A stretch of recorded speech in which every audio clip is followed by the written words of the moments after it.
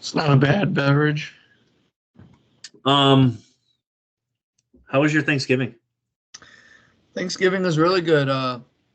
Trying to make it a little easier on the grandparents. So for the first time, we went out to a restaurant for dinner and took it back to the house for dessert. Food was really good. Kuzno's was fully staffed. I don't really eat at Kuzno's a whole lot, but when I do, it's usually pretty good. So I had their little Thanksgiving special. It was really good. Went back for dessert.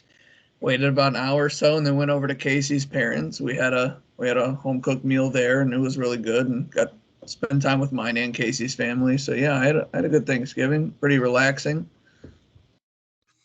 It's cool, man. Yeah, so I've had a weird week. So as you know, like I like video games, but I don't play them much. It's like my conscience effort to, it's kind of like an agreement I've always had with my wife that like I watch my sports teams without any kind of grief.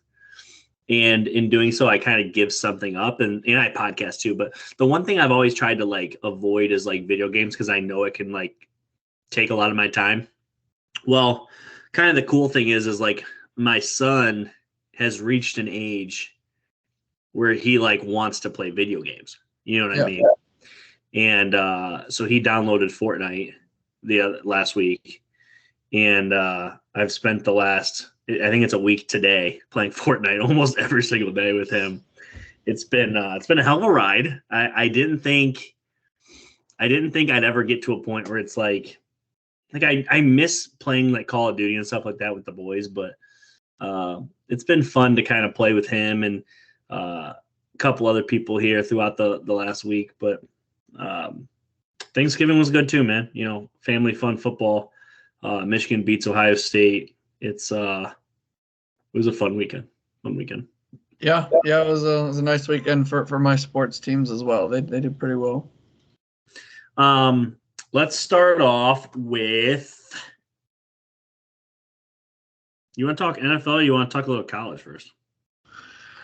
Oh man, I'll leave that up to you. Okay. What are you thinking? Let's start with the NFL. So one thing we try to always do on this pod is talk about the foundation, the Patriots and the Steelers.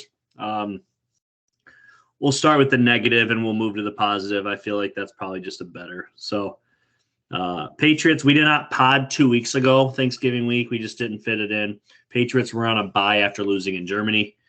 And then last week, they only gave up 10 points to the lonely Giants, so they had to have won. They did not. They only scored 7. Mac Jones was horrendous again. Yeah, I mean, my sentiment hasn't changed since the Germany game. I'm completely 100% over Mac Jones. I was actually, my comments today are just the fact that I was shocked that the team sent him back out and allowed him to start another football game. And there's only so many things, like excuses I can come up with. Like, does Robert Kraft not believe in railroading the quarterback because he had one guy that was so good for so long that he just can't fathom having a quarterback that's dog shit? So he just thinks like, Bill, you got to trot him out there. Or is it literally Bailey Zappe's so incredibly bad in practice that he can't show anything? Even though I've seen him play 2 full games with practice reps and he won both of them, I've yet to see him have that same opportunity since last year. I would like to see that opportunity where he gets full practice reps and see what happens. Like, just know what you have, because he is 2-0 as a starter in a weird way. Ultimately, I'm not done with this team. I still watch. It was my daughter's birthday party on Sunday. I had the game streaming on my phone. And, like, obviously I'm just, like, not glued because we suck so bad. So bad. Comments on the Patriots, though. Yeah, when you see Mac Jones go out there to start off the bye week, it was just kind of like, what were they doing the last 2 weeks? Like, not going to the next guy. And then, there were 6 games on at 1 o'clock. I had the Steelers on my television, and then I 4-screened every game but the Patriots game. It was like, why would you even watch Patriots Giants? Like, so It's just, but you see the statistics. It's like, oh, the bottom line goes up. Mac Jones threw a second interception. What's going on in that game? Like, it's just like, team's so bad, and every time they step out on the field and put up like it seems to be a worse and worse performance on offense, just makes me a little bit nervous that that the Steelers play the Patriots in a few weeks because now it's like a must win. Like if you lose to the Patriots now, it's like a total flip. It's not like, hey, you got the Patriots coming in. Good luck. Try and beat them. It's like, no, if you lose to the Patriots, like, well, you're in the media for all the wrong reasons. So, yeah, it's been a wild swing these last, 4 or 5 years since Tom Brady's left. And, yeah, he clearly meant a lot for anyone who didn't think he did. Last time we talked, Matt Canada was still your offensive coordinator. He no longer is. You pick up a win against the Bengals this week to move to 7-4. You're 3-1 in division. Take it away, man. Yeah, 22 first downs. We were, 421 yards of offense. It's crazy. It's storybook that the first game without Matt Canada, we finally hit the 400-yard mark. It's just weird that that's a thing. I'm not saying he's a world beater, but in the first game without Matt Canada, Kenny Pickett throws for 270 plus yards. Now, he didn't get the touchdown. There was a drop, and forgive our red zone offense. We haven't got there a lot this year. It might be something that we have to work on. But I do also take it with a grain of salt. We're playing the Burrow-less Bengals. His defense gives up the third most yards per game in the NFL. So kind of like a perfect storm, but I just think the team, the fan base, everybody kind of was able to go to bed this weekend just feeling better about where the Pittsburgh Steelers were at. And, being 3-1 in division with the Bengals up again and the Ravens once more, maybe we're playing for the division because are you familiar with the Steelers' schedule? I know they have the Patriots. So they're I know the schedule is very favorable per Dave Hazelton. Yeah, so this week we host the Cardinals. Then on Thursday night we host the Patriots. Then we're at the Colts. Then we host the Bengals. That's our next 4 games. So the Steelers, if they can rip off a 3-1 in this stretch, you're looking at a 10-5 football team with 2 games to go. At Seattle, which before the season didn't look like the same game it is now, and then you finish at the Ravens. And we can say what we want, but Lamar's 2-5 versus the Ravens. So we fancy ourselves to maybe be able to go in there and get a W. We're doing a lot of this without Minkah Fitzpatrick. We're 3-1 in our last 4 games, and Minkah wasn't there for most of it with a hamstring injury. Pat Freiermuth has been dealing with a hamstring all year. He finally plays, leads the entire NFL in receiving last week. The Steelers over the last 3 weeks lead the entire NFL in rushing yards. So there's just a lot of things to like. I believe over the last 3 weeks, Jalen Warren's first and Najee's fifth in yards rushing. So I just like what the Steelers are doing.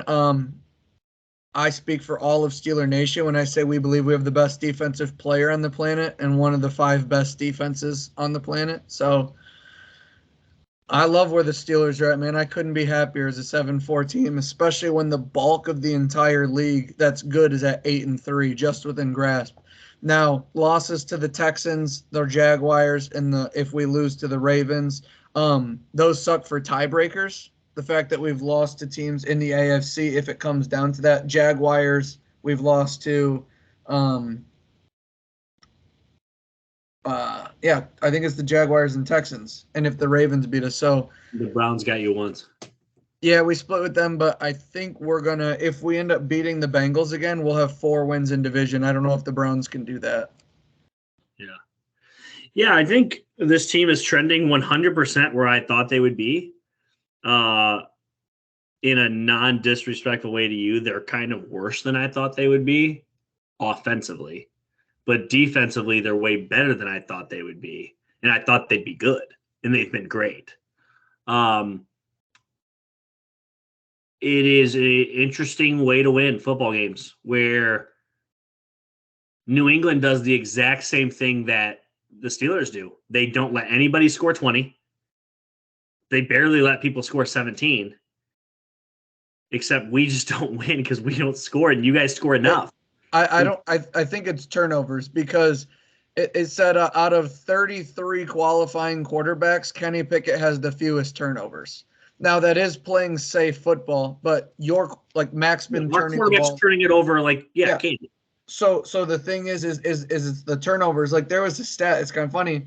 The Steelers are the first team ever to have 7 wins with only 7 passing touchdowns. Wow. That's bizarre. That's bonkers. Now you look at against the Bengals, we only score 16, but we have a touchdown dropped in the back of the end zone. We have a fumble inside the red zone. So there are things that we can work on to hopefully put up more points. But if you go to FanDuel, Kenny Pickett's over under for passing touchdowns is 0.5. He just doesn't throw very many. Now we're starting again, new offensive coordinator, new play calls. You could see it opening up. I mean, look how much we threw over the middle of the field. The fact that, I mean, we can't speak enough about Pat Freiermuth. It was a lot of hype about Denzel Washington, or Darnell Washington, not Denzel. Darnell Washington, the big tight end from Broderick Jones. Now, I spoke about the rushing for the Steelers. That happened after Broderick Jones started at right tackle. Our offensive line is completely changed because instead of putting it left tackle, we put him at right, and we help our left tackle, and he just dominates on the right side.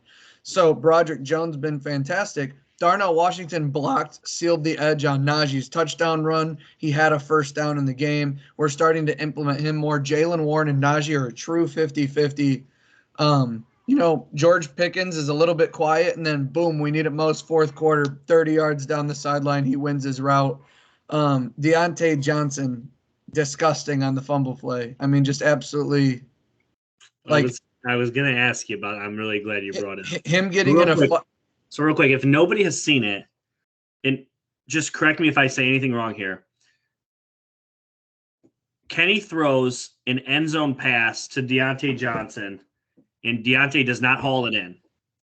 The very next play, maybe one or two, but real soon, they run a play to the left.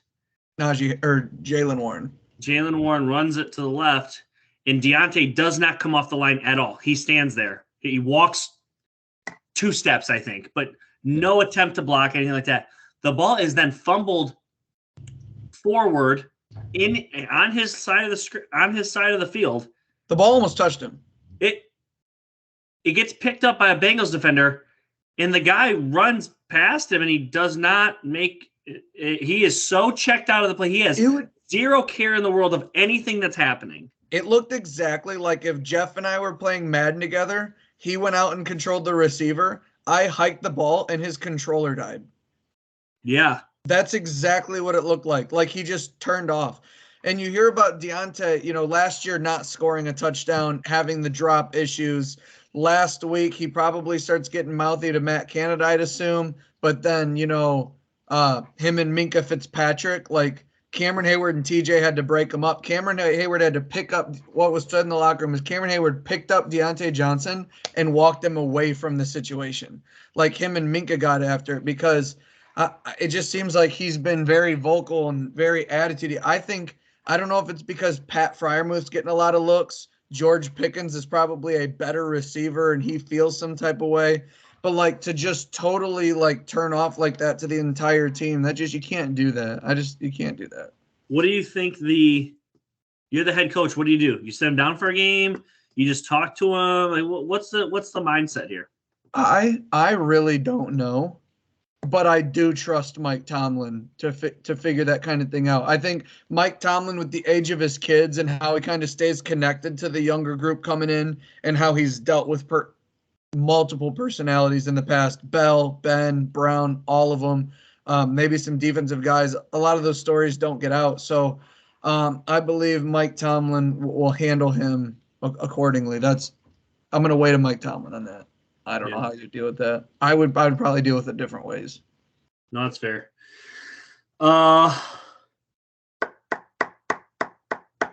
Let's talk Jalen Hurts for a second. The Eagles. Spoiler, they're both of our number 1 teams. I know they will be, so I don't have a problem saying that.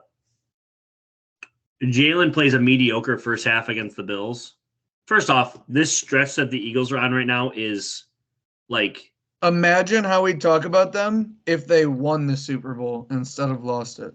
Just, I know it's one game is Super Bowl and they lost, but like Jalen Hurts is 31-4 as a starter or something like that in the NFL. and they've done it at least the last game, I think even 2, maybe 3, without Lane Johnson, their best right tackle, arguably the best right tackle on Yeah, the football. him and Fletcher Cox are both questionable against the 49ers this week.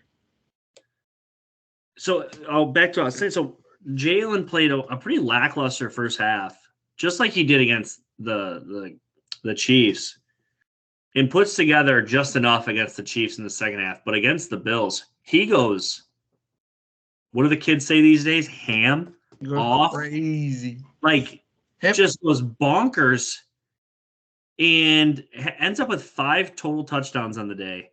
Absolute beast mode. People tell me he's hurt. I don't see it. Take it away. I know you're a big Jalen Hurts guy. No, it's just it's crazy. Like I think you just have a really unique relationship where the quarterback and the head coach seem to only care about football. Like that's it. That's how it comes off. And they're tremendous. And the Eagles again, like I am still giving credit to Hurts, and what Hurts is doing is amazing. And not every quarterback could do this. But one of the biggest reasons I predicted a rise by Jalen was this roster's so good everywhere offensively, especially with the addition that they got of A.J. Brown last year. Like they have receivers, they have tight ends, they have a running game. They're the only team in the NFL with an unstoppable play that, they're playing on 1st and 9 every time. If it's 3rd and 1 or 3rd and goal from the 1, like they're scoring touchdowns or getting first downs that can wane on you as a defense. All it takes is one turnover. But I mean, people were ripping him a little bit when Jake Elliott made the 59-yard field goal in the rain because he was pissed. Like even Casey in bed, she was like, shouldn't he be happy for that? And I was like, well, he probably is, but he wants to win the game. Like he's mad that it's still even going into overtime. Like that's just where he is. Like there was always there's this one like really cold interview that I watched, and I think it was his second year at the Eagles. But there was someone that was like, it seems, Jalen, like every time you're playing, you only care about winning the football game and you don't want to do anything else but win. And what made you like that? And he just looks at the camera and says, losing. Like, and it's just like, it's awesome, man. I just think Jalen Hurts is a really interesting guy because he's got to be different behind the scenes, like with his teammates. There's no way that's him 100% of the time, which you see in some videos, like when he's golfing with the team or they're doing bonding stuff like that, he's a little different. But man, he just seems cold-blooded. He goes out there, and this team can beat you running left, running right, running with running backs, quarterback, throwing deep, quick slants, defense, pass rush. Like outside of a few holes in their secondary, this team they're so good. There was an interview he had pre-draft where a scout had asked him, and I don't know if this is recorded. Nick Wright was just talking about this on his show the other day. About the 4 losses? Basically, somebody had asked him, they're like, hey, you've won a lot. You've only lost 4 times in your life. Like, you've won a lot. It's not going to be like that in the NFL. How are you going to respond? And all he said is, we'll see. like you don't know. You don't know that. And he was 30-4 as of that, like when that release list this week. He lost more games in his rookie season than he's lost in the last 2 seasons combined. And to be honest, I think they could lose 3 more games this year and he still would. I mean, that rookie year was a learning curve for him. But they've upgraded this roster and got a new cat last week for Arbor's birthday. Dude, this cat wants to be on the pod so bad. Sorry. But he's just like, he's taken, you called his jump, but it started, I'd argue it started pretty low and then immediately skyrocketed, right? It hasn't tapered. It's literally still skyrocketing. Like it just doesn't stop. And he's been fantastic. And I seen somebody argue on Twitter the other day. They're like, how is this guy your MVP? And they like highlighted his interceptions. And I just chuckled. Keep doubting him. That's fine. I mean, you can only doubt somebody for so long. Were they 14-3 last year? They lost once with Jalen and twice with Gardner Minshew. They finished 14-3 last year. Correct. Number one seed.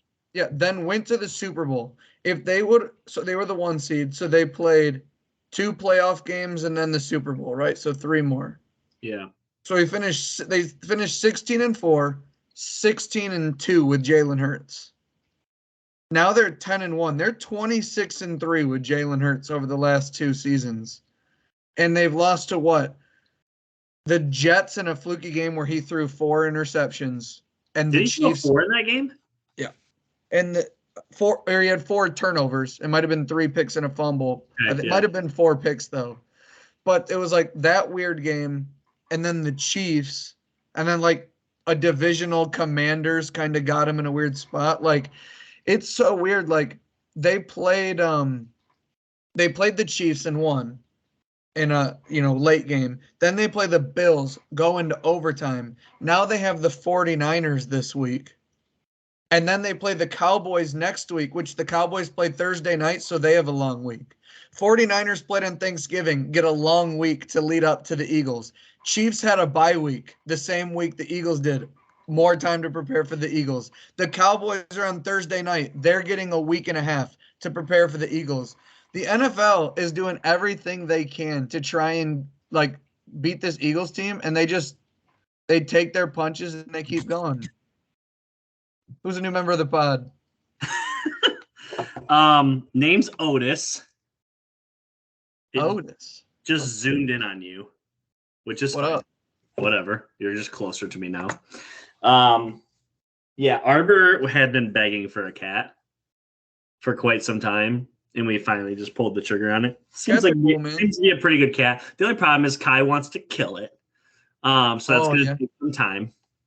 I know that when we got Sherbert, our 2 cats, it took about 5 weeks. Okay. Took about little over. The person we got the cat from, she runs a private rescue here in Genoa. She had basically said, like, give it a week before they even have, like, contact. Just let them smell around. And we've kind of, like, let Kai in this room while she's in a kennel or something like that.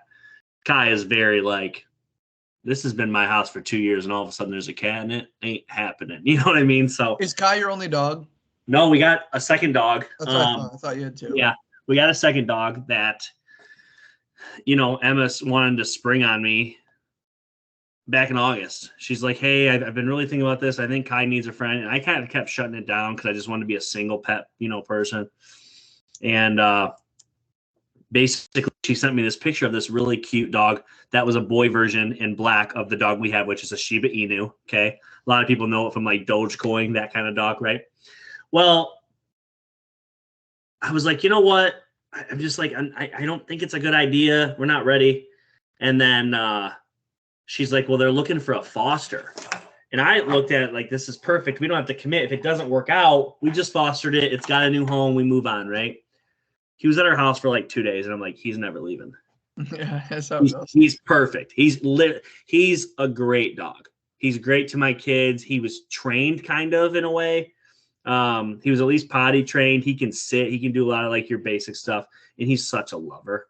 So he's been a fantastic dog. So now we have literally 2 dogs and this cat, and we're becoming a zoo overnight. So yeah, I think Casey and I in a couple years, we don't know if we're gonna wait for the cats, but we want a dog. Yeah. Yeah, she's worried that Sherbert will be too scared. I think Sherbert will be the first cat to like the dog. That's just how I view it. But we'll see. This is a sports pod. Two fans, 12 rings. You know what? People have told me multiple times that they wish we were more personable and they like when we talk about random stuff. So hey, it's fine. Yeah, I own two of my cats. I got 3 cats. For those of you who are wondering these names I'm throwing out, I have 3 cats. So we got Pats out of the way. We got Steelers out of the way. We talked about Jalen Hurts. Let's talk some CFP, and then we'll talk more sport teams on the rankings. See, this cat just wants so much part of the pod. Yeah, Storm used to be like that, but I just kept, get out of here. Goodness gracious. All right. CFP. CFP. Georgia beats Georgia Tech. They're still undefeated, 13-0. They got Bama this weekend, right? Then you got Michigan, who beats Ohio State. They moved to number 2. They have Iowa this weekend. You have, who am I forgetting it? Washington, right, is 3. They have Oregon this weekend. 4, you have Florida State University. Okay. They have Louisville this weekend. 5, you have Oregon. They play Washington, number 3. 6, you have Ohio State. They play nobody. That's important to know. 7, you have Bama. Texas. Texas. They play Oklahoma State. 8, you have Bama. They play Georgia. Okay. I don't know how long this discussion is going to last, but here we go.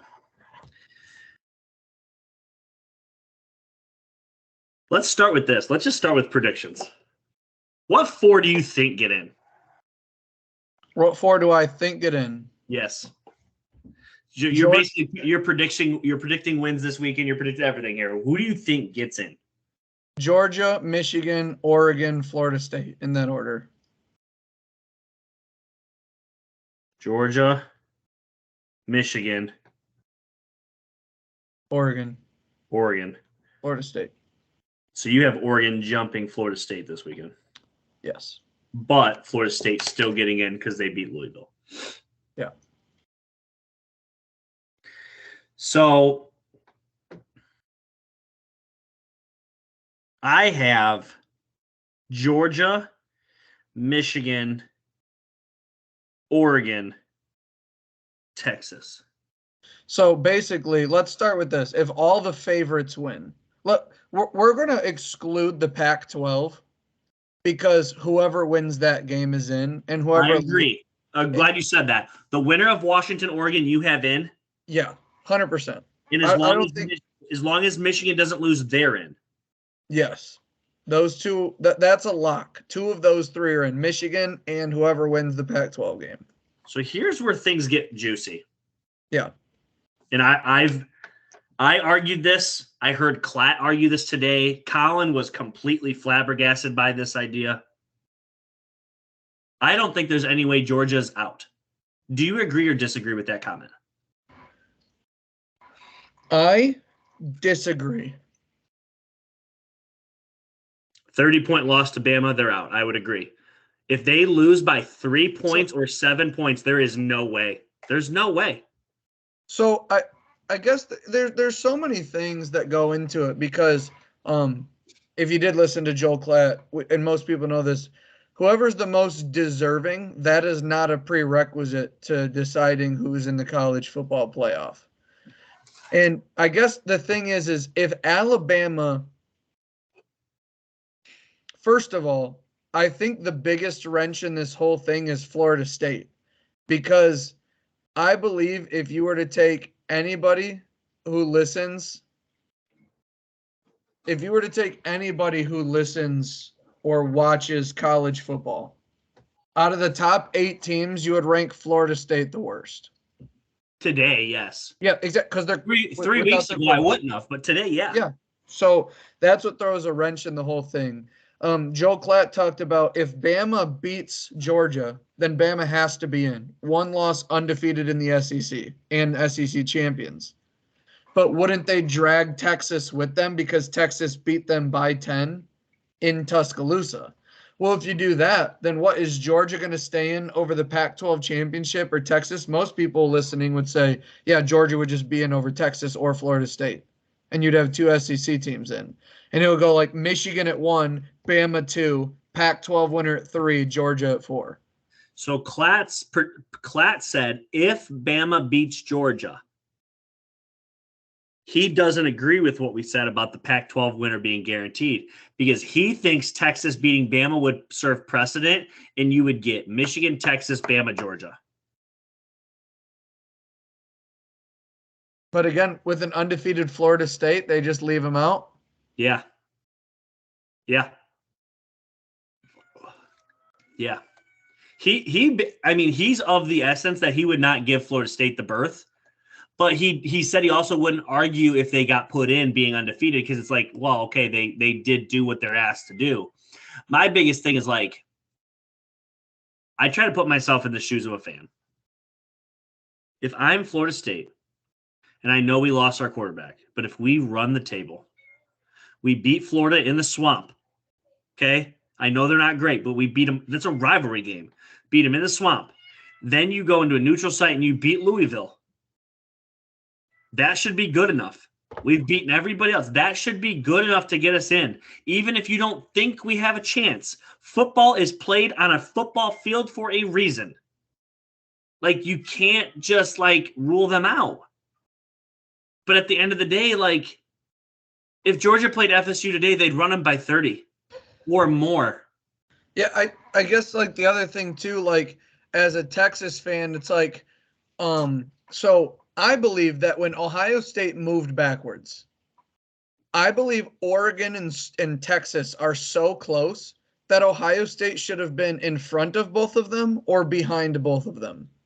Like, the fact that Ohio State is sandwiched in between Texas and Oregon, that kind of blew my mind a little bit. Ohio State should have been 5 or 7, and somehow they were 6. Like, Oregon has played 3 ranked teams and won 2 of those. Texas has played 4 ranked teams and won 3 of them. Oregon has a 39 place lower strength of schedule than Texas. Texas beat a top 25 team in Kansas State that's only 4 spots away from Clemson with their backup quarterback playing in Malik Murphy. Like, the thing is like, I just don't understand, like, why Texas is still so far back at 7 when we lost to a ranked opponent on a neutral field in our biggest rivalry game by 4, and they scored with a minute left to win the game. And we've been up by double digits on every opponent we've played. And then you go to common opponent. Oregon beat Texas Tech by 1 possession. We beat them by half a century with backups for a quarter and a half. Like, how is Texas still only number 7? It blows my mind. It doesn't make any sense to me. But like Klatt said, if you just take every favorite to win, it really comes down to the resumes between Florida State and Texas. And it's so hard to talk about this college football playoff because, like, if Penn State played Florida State, they would beat them this weekend. Like, people think Penn State is just like, well, they lose to they lost to 2 of the best teams in college football, and they run everybody else. They're winning by 30. And I love to shit on Penn State. We beat them by 9. 9, and Ohio State beat them by 8. They lost by a total of 17 to the 2 of them. 1 was on the road, 1 was at home. It's just, I look at it and it's just like, it just makes me so angry looking at teams 5 through like 10. Like, it's so frustrating that Texas is probably not going to make it. You know, we're 4 points loss against our biggest rivals from not making it. So Oklahoma's going to beat us in the last Red River shootout in the Big 12, and they're going to be able to hang their hat on keeping Texas out of the playoffs. Like, people text me after Kansas beat Oklahoma, and they're like, yeah, F Oklahoma. And I'm like, no, we need to rematch them when they're good. And they beat us and then lose the next 2 games. And it's like, and then if Oklahoma State loses to BYU, we get to rematch Oklahoma and, like, avenge that loss. It's just like, we have 1 bad game, lose by 4 points. We kind of beat up on everybody else. We beat Bama, which out of the top 8 may be the best win outside of Washington. But again, Washington was at home and won by 3 to Oregon. Like, Michigan's best win is against Ohio State. It was at home. Georgia's best win is against, Missouri. I don't even want to talk about Georgia's schedule.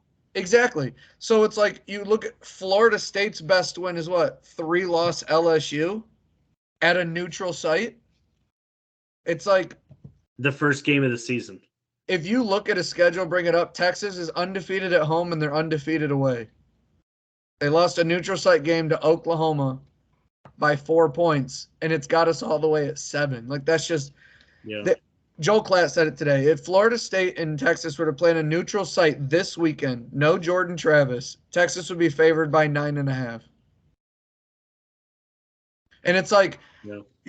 you're a champion. You look at the whole resume, and it's like the committee seems to say, okay, you have 0 losses, then we'll rank you. 1 loss will rank you. 2 loss will rank you. It's like the record is, I think, the definitive record of having one better win or loss is holding so much strength, and it bugs me. It bugs me. If I were you got to root for Louisville to win and or Bama. Those are the two. One or both of those teams have to lose. No, I would be rooting for Georgia. Michigan. Actually, not rooting for Iowa. Michigan loses, they're out.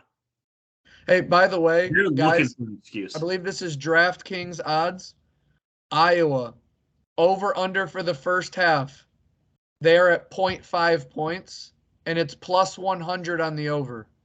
So for Iowa to score in the first half is even money payout. Something to think about. Just something to think about. I don't think I'd probably take the under. I'd take the under. I don't think they're scoring. I'm taking the under. I actually just said this the other day. I think it's 34-0.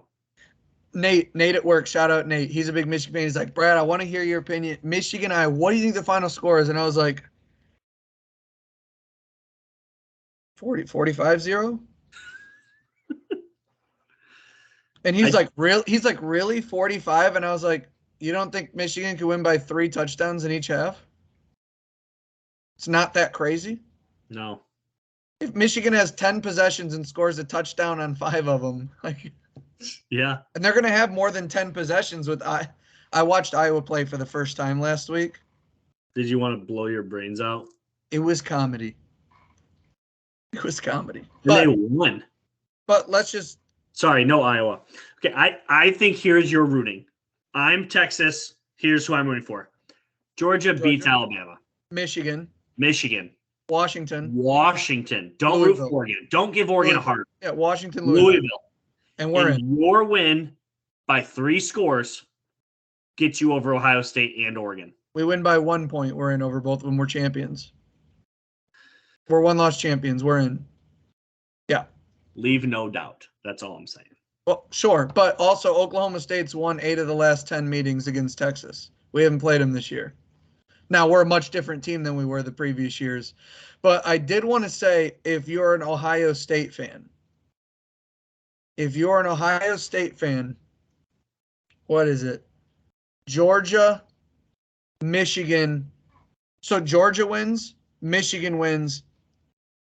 Go ahead and cheer for Washington. And then Florida State and Texas both lose. Ohio State's in as the 4 seed. Alabama, Georgia, Michigan, Ohio State. Big Ten, SEC. Those are the only teams or conferences that have a chance to get 2 teams in. Yeah. What do you do if Bama beat Georgia and they kept Georgia in the playoff and put Texas in over Bama because of the head-to-head win? That probably wouldn't happen, but how crazy would that be? I brought that up last week with me and Dan. I believe there's a world where if Bama barely beats Georgia is the 4 seed, Texas is the 3 seed. Michigan 1, Pac-12 winner 2. And it's not enough to.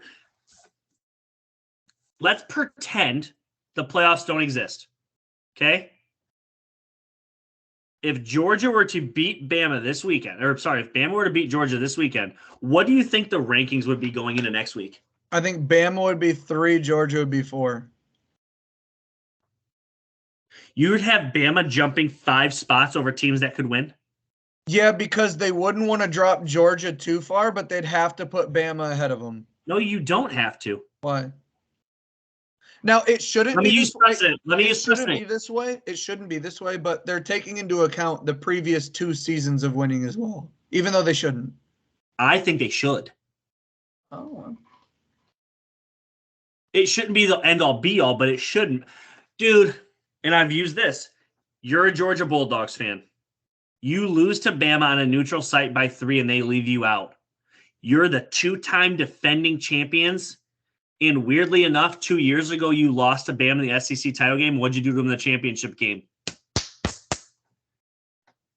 You can't leave Georgia out with a close loss. In my opinion, that would be wrong. I would be furious if I was Georgia fans. But there's precedent for what you just said. You can't flip them. A couple years ago, 2021, Michigan went to Michigan State, was up by 3 scores. They blew it and lost. The playoff committee put out the first rankings like a week or 2 later, and they had Michigan above Michigan State. And their exact words are, if they played today, we think Michigan would win. That's what they said. It pissed Michigan State fans off because they only had 1 loss. Michigan only had 1 loss. And it was like, well, we beat them. Tough shit. We don't think you're good enough. I think that there's a world where if Bama barely beats Georgia, Georgia's 4, Texas is 3. Sorry, Bama, you did all right. You're 5. I also thought it was weird that like they value Ohio State so much that they still kept them above Texas and Bama at 1 loss. But they didn't value the win enough for Michigan to put them at 1 in this week's rankings. Sure, Georgia goes on to beat Bama, Michigan beats Iowa, and they flip right back. What, you think it's just like is it too much work to just flip them for 1 week? Because Michigan should be number 1 after that win. But guess what? It goes into what I'm already saying. They don't want Georgia out. They're setting a precedent. Georgia cannot drop from 1 to below Bama even with a loss. Do you see what I mean? Okay, so let's just hear me out. This is kind of fun. Yes. So, Bama beats Georgia. Michigan, Washington, and Florida State all win. Yep. So Michigan moves to 1, Washington moves to 2, Florida State moves to 3. Who do you put it for, Georgia or Bama? Or Texas because they beat Florida Alabama. State's out. Florida State is out, and I'm putting Bama. So Bama jumps from 8 to 3, like I said, and Georgia would go to 4. They wouldn't pass Georgia. So Georgia's 3, Bama's 4. Yep. TCU lost last year on championship weekend and did not move. They stayed at 3. There's precedence everywhere for them to do something that they want to do. They will set these matchups. People forget this. They will set these matchups, throw the rankings out. They will set the matchups how they want. I just think that it's so bizarre that, like, because people have asked me, do you think there's a world that Georgia gets left out? And I was just looking at it. And all I could think to myself was, the committee has said that like the number 1 thing or one of the biggest things they value is being a champion of your conference. They do value that. So maybe they looked at the Michigan-Ohio State game and said that was the Big Ten championship, and that's why Texas or Ohio State stays at 6. The reason why I said Georgia could potentially be left out, even though clearly they're one of the best teams, or some people may say, Brad, their schedule is shit. Maybe they're not. They almost lost to Georgia Tech. They almost lost to South Carolina. Like, who have they played? Missouri, Tennessee? They're bad. So what I'm saying is every single champion, assuming Texas, Florida State, Michigan, let's say Bama, and let's say Oregon upsets Washington, whatever. All the favorites win. Every single champion will either be undefeated or 1 loss. So isn't the pool for the playoff those 5 teams? Champions who have only lost 1 or 0 times.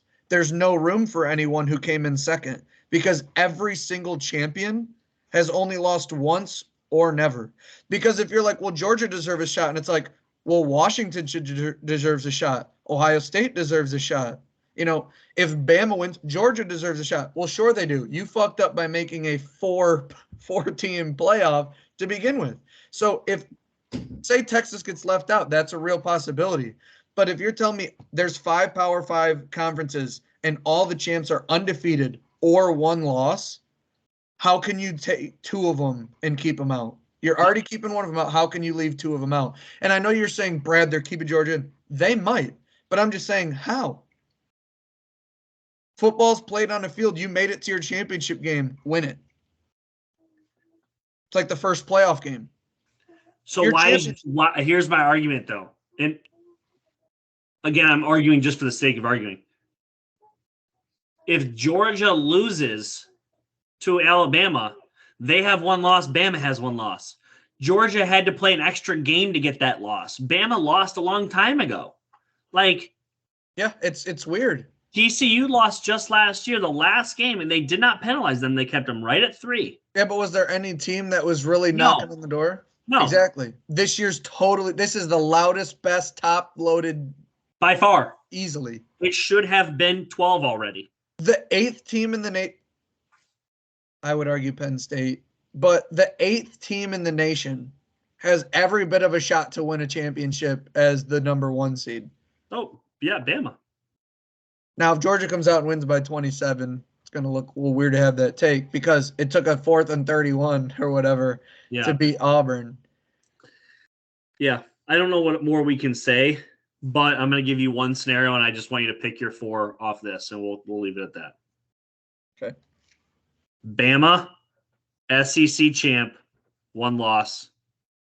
Texas, Big 12 champ, 1 loss. Ohio State, no conference, 1 loss. Oregon, Pac champ, 1 loss.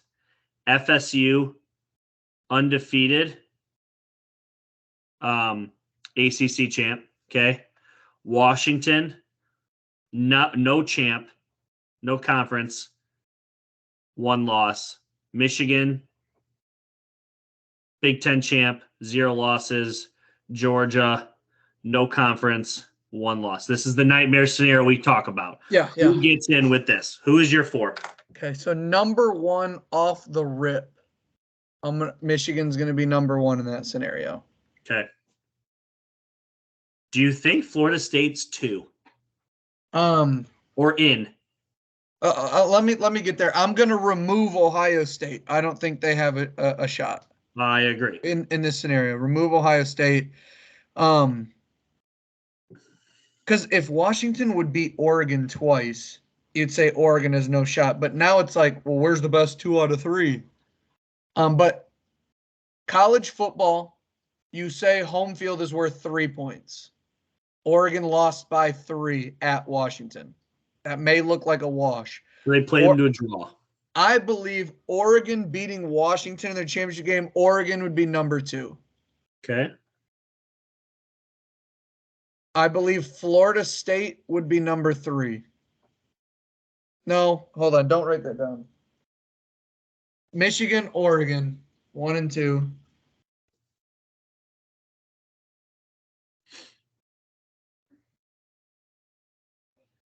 Bama 3.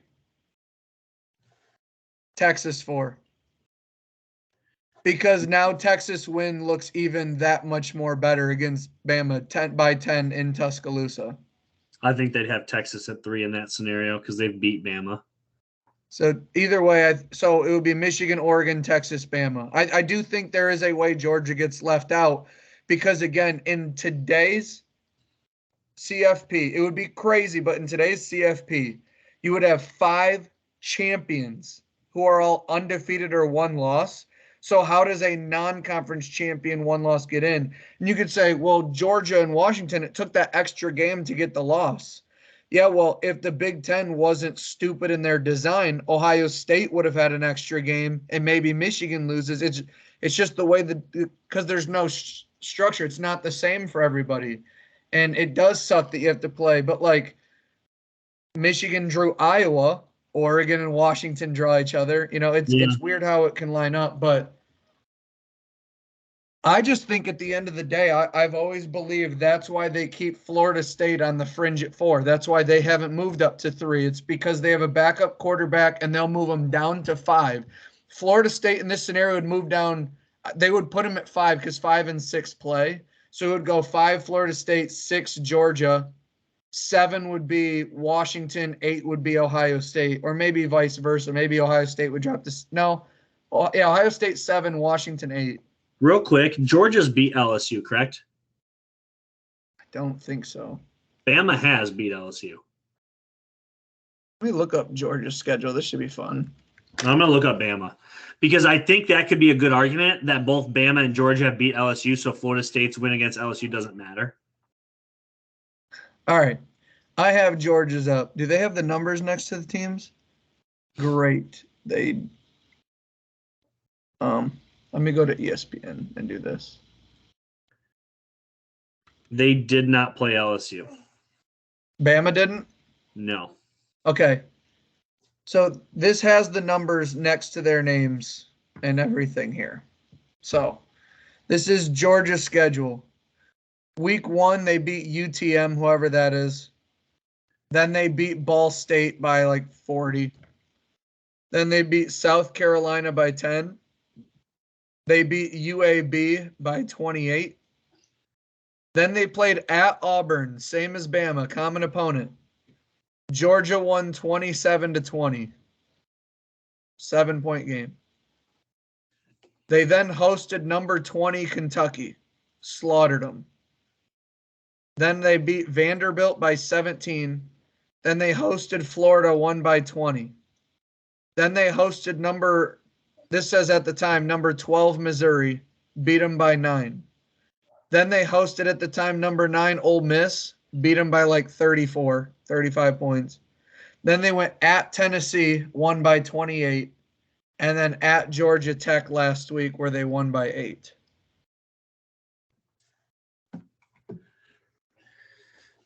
They do enough. I've always said when they play in their big games, though, they turn it on. Yeah. You ready to hit the rankings? I don't think we're going to do our picks this week. We'll hit the rankings, then we'll get out of here. Yeah. But I'm with you, though. If they do say it's not about deserving, so they throw some of that stuff out and they say it's the best teams, yeah, then Georgia has to be in the top 4. Yeah. I'm just still looking at it like I just don't know how you're watching these games and they just hang on to that undefeated so much. Like Florida State, it just bothers me. Let me know when you're ready.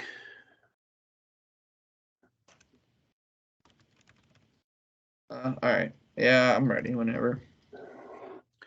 Number 1, I have the Eagles. I know you do too. Yep. Number 2, I think we're going to be the same here, but there's so many answers. I got the Niners. They've looked great when Trent Williams is in the lineup. Our 2-3 are Ravens and Niners. Sorry to interrupt you. I'm sorry? Our 2 and 3 are Ravens and Niners. I usually got the Ravens at 4. Okay. You have the Chiefs? Cowboys. All right, let's start from the top. Eagles at 1. Eagles at 1, Niners 2. Okay. I have Ravens at 2. Okay.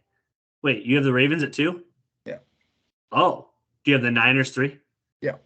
Okay. I have the Cowboys 3. I know they haven't played anybody, but they did play the Eagles literally right down to the wire. They're destroying everybody they're supposed to destroy. You're probably got them far down the list, and that's a shame. I don't have them that far. I just, in my mind, my top 8, I had bracketed into 2 tiers of 4. And I think Eagles, 49ers, Ravens, and Chiefs are the top 4. There's 2 on the AFC, 2 on the NFC. I believe those are the best 4 teams in the NFL right now. That would be Chiefs at 4. These next 4 teams, I think we may have a different order, but I believe the next 4 are the next 4, like any order. Well, real quick, I have Eagles, Niners, Cowboys, Ravens. Those are my 4. Yeah. Okay. So we differ on the Chiefs and Cowboys. Do you have the Cowboys 5? I have the Jaguars at 5. Okay. So hang on here. You got them 1, them 2, them 3, them 4, them 5. Okay. I got KC 5. I got the Dolphins 6. I have the Cowboys at 6. Okay.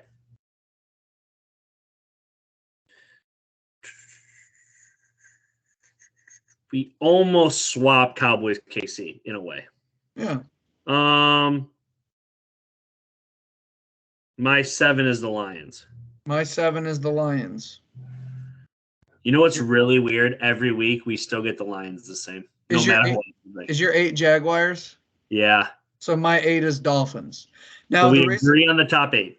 Yeah, so the next 4 of Jags, Cowboys, Lions, Dolphins, I feel the Jags and Lions, in my opinion, are like. So I have Jags, Cowboys at 5-6 because I believe they're the 3rd team in their conference. And then I have Lions, Dolphins because I believe they're the 4th teams in their conference in terms of strength. The reason I have the Jags above the Cowboys and the Lions above the Dolphins is because the Cowboys and Dolphins have not beaten a team with a 500, like better than 500 record. Now, you could say the Dolphins dropped 70 on the Broncos, and now the Broncos have an over 500 record, if you want to kind of count that.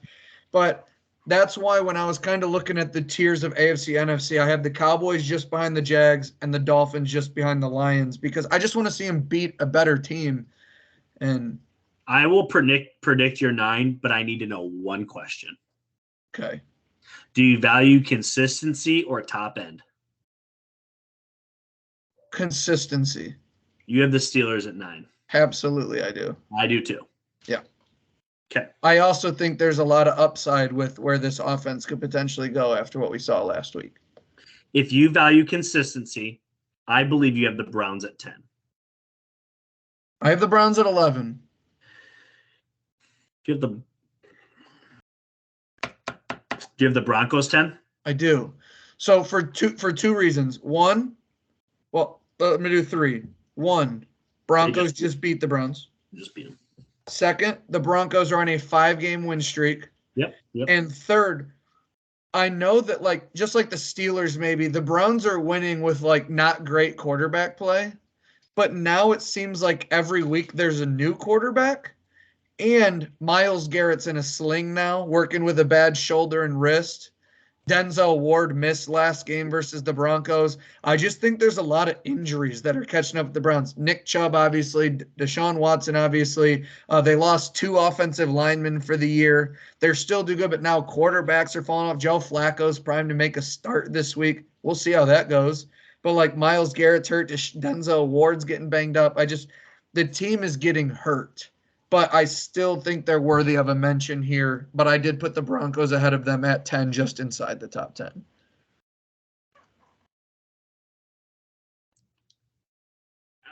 So I have Broncos at 12. But honestly, after I want to swap them. I completely agree with everything you said. Yeah, completely. Okay. My 11, so this will be your 12, correct?